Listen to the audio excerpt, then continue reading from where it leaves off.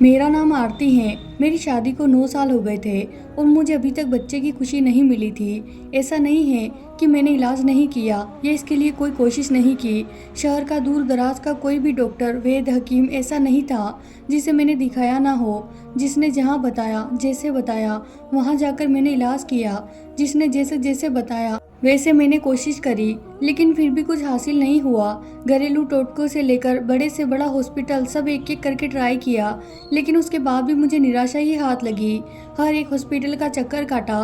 किसी ने मजार बताया, वहाँ गई। किसी ने दरगाह बताया तो वहाँ गई। किसी ने मंदिर कहा तो मंदिर गई, लेकिन फिर भी मुझे बच्चे की खुशी नहीं मिली। मैं कुछ भी करने को तैयार थी, किसी बात की कोई कमी नहीं थी। सब यही कहते थे कि जब ऊपर वाले का हुक्म होगा बच्चा हो जाएगा, लेकिन अभी तक हमें बच्चे की खुशी नहीं मिली। मेरे घर में मेरी सास ससुर कोई नहीं था। मेरा बस एक पति ही था और छोटा देवर था। देवर भी अपनी पढ़ाई पूरी करने के लिए शहर गया हुआ था। इसीलिए ससुराल में तो मुझे ताने सुनने को नहीं मिलता, लेकिन फिर भी बच्चा तो सबको चाहिए ही होता है, क्योंकि दुनिया में बांझ औरतों को अच्छा नहीं समझा जाता। और इस बात का अंदाज़ा मुझे गुजरे 7 सालों में बहुत अच्छे से हो गया था। एक रोज़ मेरा पति जब काम से घर आया, वह काफ़ी खुश दिखाई दे रहा था। आते ही सीधा कमरे में गया और अलमारी में कुछ ढूंढने लगा। मैंने पूछना चाहा तो वो कहने लगा, सबके सोने के बाद मैं तुम्हें एक ऐसी चीज़ दिखाऊंगा जिसे देखकर तुम खुश हो जाओगी। उस दिन क्योंकि घर में मेहमान भी थे, क्योंकि मेरा देवर जो पढ़ाई करने बाहर गया हुआ था वह भी अपनी पढ़ाई पूरी करके घर वापस आ गया था। उसके आने की खुशी में हमने घर में एक छोटा सा प्रोग्राम रखा था, इसीलिए मेहमान आए हुए थे और इसीलिए मैं खामोश हो गई। लेकिन पति का इशारा मैं समझ न सकी कि आखिर कौन सी ऐसी चीज़ है जिसे देखकर मैं खुश हो जाती। मुझे लगा शायद कोई सरप्राइज गिफ्ट होगा। मेरी ज़िंदगी में किसी चीज़ की कोई कमी नहीं थी। दुनिया की हर सहूलियत मेरे घर में थी। बस ज़रूरत थी तो एक बच्चे की, जो शादी के 9 साल बाद भी मुझे न मिल पाई थी। डॉक्टर हमेशा एक ही बात करता था कि ऊपर वाले की तरफ से देर है। इस वजह से मेरा पति भी काफ़ी परेशान रहता था। मगर आज उन्हें खुश देखकर मुझे बड़ी हैरानी हुई, क्योंकि आज उनके चेहरे पर ऐसी खुशी थी जैसे उनको कोई बहुत बड़ी दौलत मिल गई हो। और यह तो मैं भी जानती थी कि मेरे और मेरे पति की दौलत सिर्फ और सिर्फ बच्चा ही है। अब मैं सबके सोने का बेचैनी से इंतजार करने लगी। आखिर ऐसा भी मेरा पति मुझे क्या दिखाना चाहता था।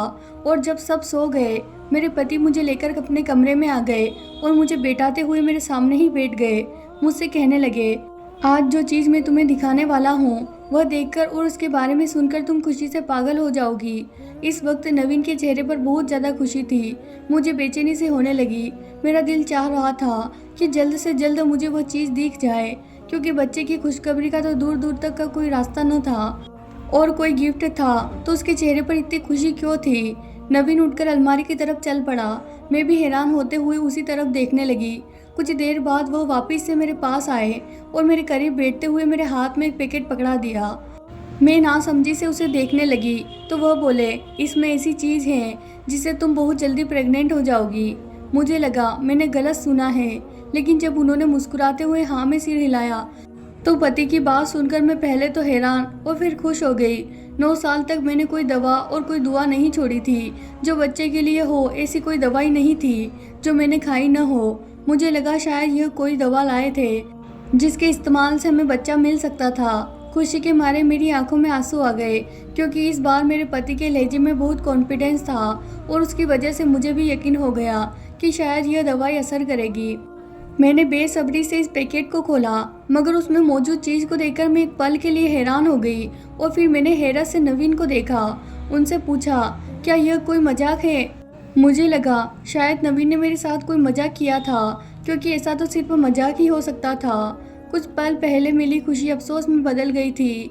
अगर यह मजाक था तो निहायत ही बुरा मजाक था। बच्चे के मामले में मैं बेहद ही सौंपती थी, क्योंकि इन 9 सालों में मैंने लोगों के मुंह से बहुत कुछ सुना था। कोई कहता था कि तुम बांझ हो और इसी वजह से नई शादीशुदा औरतें या फिर प्रेग्नेंट औरतें मेरी साय से भी दूर रहती थी, जैसे मैं कोई अछूत हूँ या फिर बच्चा न होने में मेरा कोई अपना स्वार्थ है।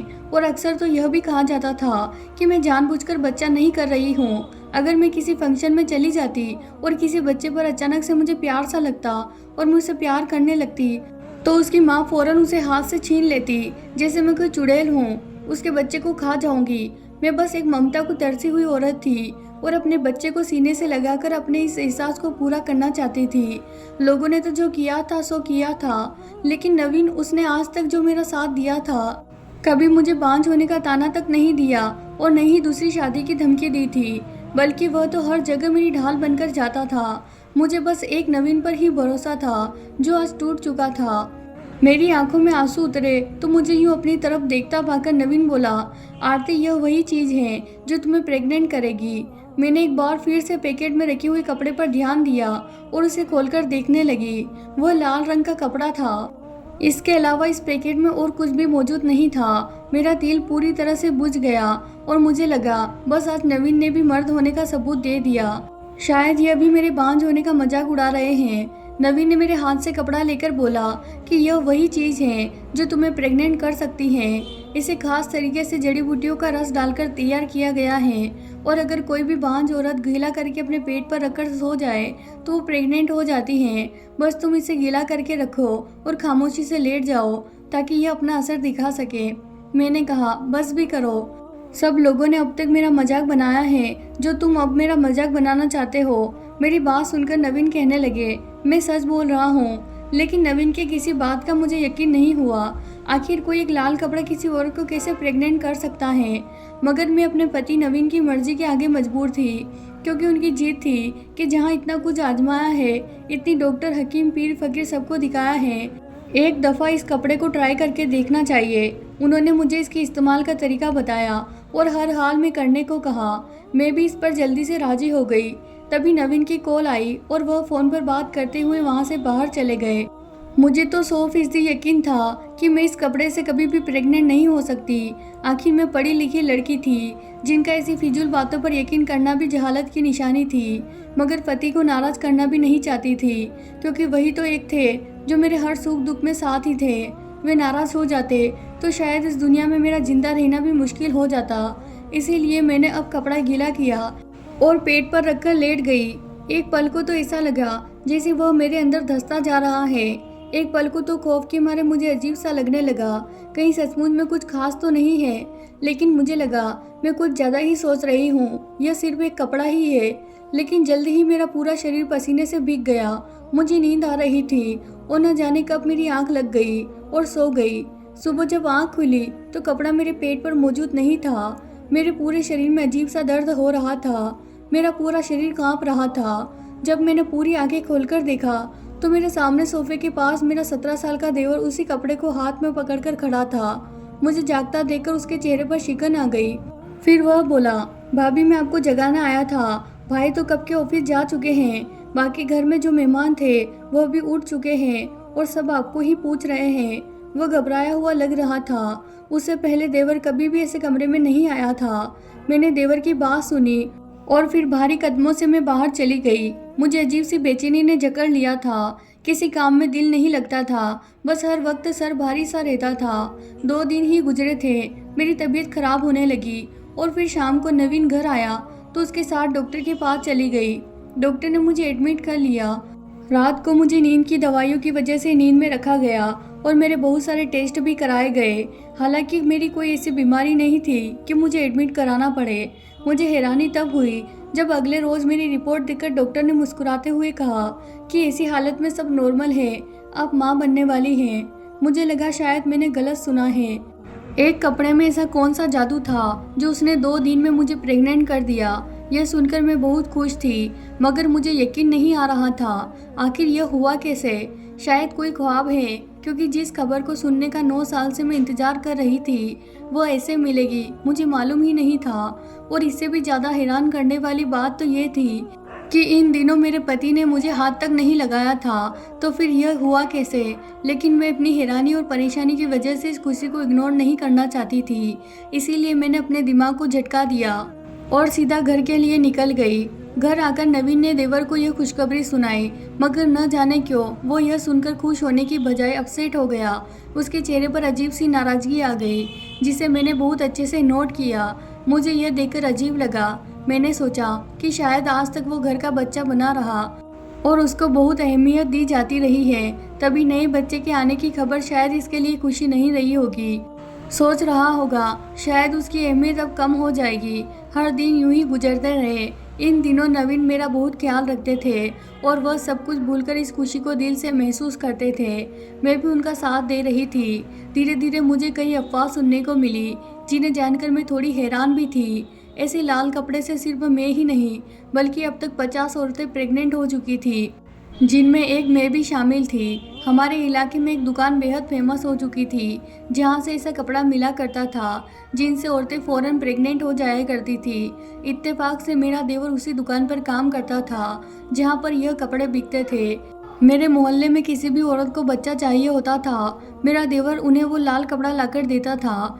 एक रोज मेरा दिल चाहा कि उसे पूछूं कि आखिर वह लोग ऐसा क्या जादू करते हैं इस कपड़े पर जो औरतें प्रेग्नेंट हो जाती हैं। जब से मैं प्रेग्नेंट हुई थी मेरा देवर तो मुझसे बात करना भी पसंद नहीं करता था और फिर वह तो एक बच्चा ही था जिसे ऐसी बात करते हुए मुझे खुद शर्म आ रही थी। मुझे प्रेग्नेंट हुए 4 महीने हो गए थे। अचानक एक ऐसा हादसा पेश आया जिसने मेरी रातों की नींद छीन ली। उस शाम मैं किचन में थी कि मेरा पति हैरान परेशान घर आया और मेरे देवर को छिपाने लगा। वह घबराते हुए देवर को अलमारी में छुपा रहा था, साथ साथ कह रहा था कुछ भी हो जाए तुम बाहर मत आना। मैं वहाँ खड़ी लगातार वजह पूछ रही थी मगर वह कुछ नहीं बता रहे थे। तभी अचानक पुलिस हमारे घर आई और मेरे पति नवीन को पकड़कर अपने साथ ले गई। मैं वजह पूछती रही, इनके आगे हाथ जोड़ती रही मगर किसी को हम पर रहम नहीं आया। मेरे पति ने अपने आप को छुपाने की बहुत कोशिश की। पुलिस चली गई तो मैंने रोते हुए देवर को बाहर निकाला। मुझे उस पर शक हो रहा था, न जाने इसने ऐसा क्या किया था जिसे नवीन ने अपने सिर ले लिया और खुद को पुलिस के हवाले कर दिया। मैंने रोते हुए देवर को थप्पड़ मारा और बोला, आखिर तुमने ऐसा क्यों किया है जो तुम्हारी वजह से मेरे मासूम पति को पुलिस ले गई? और तुम्हारी उम्र ही क्या है? इतनी छोटी सी उम्र में तुमने पुलिस को अपने पीछे लगा लिया। कुछ शर्म लिहाज है कि बेचकर खा गए? देवर मुझे खूंखार नज़रों से देखने लगा और फिर गुस्से से बोला, जाकर अपने पति से ही पूछ लो मैंने क्या किया, या फिर सब कुछ उन्होंने ही किया। मैं तुम्हारे किसी सवाल का जवाब नहीं दे सकता और मेरे मुंह न लगा करो, अपने काम से काम रखा करो। उसका लहजा ऐसा था मानो मुझे मार ही डालेगा। उसने कभी मुझे इस तरीके से बात तक नहीं की थी। न जाने कौन सा गलत काम में लग चुका था जिस वजह से उसका लहजा और तमीज़ सारी खत्म हो गई थी। मुझ पर तो कयामत सी टूट पड़ी थी। मुझे हर हाल में अपने पति को वापस लाना था। अगले दिन मुझे जो खबर सुनने को मिली उसे सुनकर मैं सांस लेना भी भूल गई। उस रुमाल वाली दुकान पर काम करने वाले लोगों को पुलिस ने गिरफ्तार कर लिया था क्योंकि वह दुकानदार रुमाल में बेहोशी की दवा मिलाता था। इस रुमाल को गीला करने पर औरतें बेहोश हो जाया करती थी। फिर उसके साथ न जाने ऐसा क्या किया जाता था कि वह कुछ दिन बाद ही प्रेग्नेंट हो जाया करती थी। दिमाग सोच सोच कर फिरने लगा था। मुझे देवर पर शक हुआ। नवीन ने बताया था कि इस दुकान पर सिर्फ 2 ही लोग काम करते थे, एक मालिक और दूसरा मेरा देवर। जिसे मैं मासूम समझ रही थी वह उन औरतों के साथ। इससे आगे सोचकर ही मेरी रूह कांप जाती। मैं फर्श पर बैठकर रोने लगी। देवर ने अगर कुछ किया था तो पुलिस नवीन को क्यों लेकर गई? मुझे कुछ समझ नहीं आ रहा था कि किस तरह अपने पति को बेगुनाह साबित करूं। तभी दरवाज़ा खुला और देवर घर के अंदर आया। उसके हाथ में एक बैग था जिसको वो छुपाने की नाकाम कोशिश करता तेज तेज कदम उठाते हुए अपने कमरे की तरफ जा रहा था। मैं समझ गई जरूर इसमें उसके खिलाफ कुछ ऐसा सबूत होगा जो अगर मैं हासिल कर लूँ तो मेरे पति बेगुनाह साबित हो सकते हैं। मैं उसके कमरे की खिड़की की तरफ आ गई। थोड़ी सी खिड़की खोलकर देखा तो मेरा देवर वह बैग अलमारी में रख रहा था। उसने अलमारी बंद कर दी और उस लॉकर की चाबी एक दराज में रख दी। अब जैसे ही रात हुई मेरा देवर गहरी नींद में सो गया। मैं उसके कमरे में आ गई। मैंने चुपके से वह बैग उसके अलमारी से निकाला और उसके कमरे से बाहर आ गई। मैंने अपने कमरे में आकर दरवाज़ा बंद कर लिया। जब मैंने बैग खोला तो मेरे कदमों के नीचे से ज़मीन खिसक गई। मुझे समझ नहीं आ रहा था कि मैं क्या करूं। इसमें बहुत सारे टेस्ट ट्यूब रखी थी। मैं सुबह होते ही वह सारी टेस्ट ट्यूब एक लेबोरेटरी में लेकर गई। जब इसकी जांच पड़ताल कराई तो मेरे होश उड़ गए। ऐसा भी हो सकता है, यह मैंने कभी सोचा तक नहीं था। लेकिन इस शक को पुख्ता करने के लिए जब मैंने अपना और उन औरतों का टेस्ट कराया जिसने वह रुमाल अपने पेट पर रखा था, रिपोर्ट सामने आई। उस रिपोर्ट को देखने के बाद मैंने अपने बाल नोच लिए। मुझे मिलाकर करीबन 50 औरतों के अंदर मेरे देवर के बच्चे पल रहे थे और वह जिसको मैं बच्चा समझती थी वह तो ना जाने कब से यह सब कर रहा था। मोहल्ले की वह लेडी डॉक्टर जिसने मुझे एक रात के लिए हॉस्पिटल में रखा था, वह भी इस काम में शामिल थी, क्योंकि सब औरतें इसी के पास चली जाती थी, क्योंकि उस दुकान से रुमाल के साथ में उस डॉक्टर का कार्ड भी दिया जाता था। और यह सब मेरे देवर ने पुलिस को बताया, क्योंकि मैंने वह तमाम सबूत पुलिस के हवाले कर दिए ताकि मैं अपने पति को बेगुनाह साबित कर सकूं। मुझे अफसोस इस बात का हुआ जब मुझे मालूम हुआ कि मेरा पति भी इस काम में मिला हुआ था। जब डॉक्टर को गिरफ्तार किया गया तो पता चला कि वह कोई डॉक्टर नहीं बल्कि एक साइंटिस्ट है। उसने मेरे देवर पर पहले एक्सपेरिमेंट किया और कामयाबी के बाद उसने यह प्लान बनाया था, क्योंकि ज़्यादातर बांझ औरतें ही वो रुमाल लाखों रुपए में खरीदती थी और वह उनकी मजबूरी का फ़ायदा उठाते थे और आमदनी आधी आधी कर लेते थे। इनका तरीका यह था कि औरतों को रुमाल से बेहोश किया जाता था और ऐसी दवा उन्हें सुंघाई जाती थी जिससे उन्हें चक्कर आते थे, तबीयत खराब होने लगती। ऐसी तमाम दवाइयाँ इस रुमाल पर लगाई जाती थी और जब वह लेडी डॉक्टर के पास जाते तो एक दिन में हॉस्पिटल में एडमिट करके टेस्ट ट्यूब बेबी का काम करती और अगली सुबह ही रिपोर्ट में वही दिखा देती, आप प्रेग्नेंट हो चुकी हैं। हम बेवकूफ़ औलाद को तरसती हुई औरतें रुमाल को करामाती रुमाल समझ बैठी थी और खुद को बर्बाद किया करती थी। और मुझे खुद पर गुस्सा आ रहा था कि इतना पढ़ी लिखी होने के बावजूद मैं कैसे इन सब में आ गई। लेकिन सच कहते हैं, माल और औलाद दोनों का मामला सिर्फ ऊपर वाले के हाथ में है। तो दोस्तों, आपको ये कहानी पसंद आई हो तो वीडियो को लाइक और कमेंट करके ज़रूर बताएं। चैनल को सब्सक्राइब करना न भूलें। धन्यवाद दोस्तों।